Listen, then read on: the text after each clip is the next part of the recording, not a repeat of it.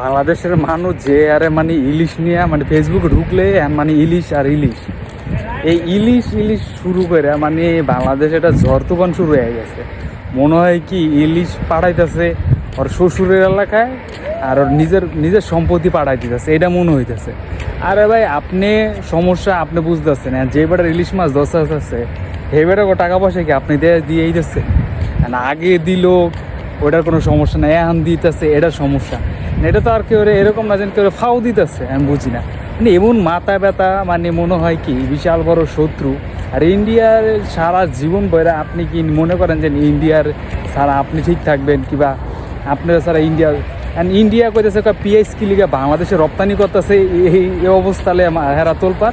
আর বাংলাদেশ থেকে কৃষির জন্য মানে ইলিশ রপ্তানি করতেছে, এটা লেগে বাংলাদেশের মানুষের মানে মাথা ব্যথা। মানে কোন লেভেলে ছাগল হয়ে গেছে আমাকে মানে লেভেল নিজেও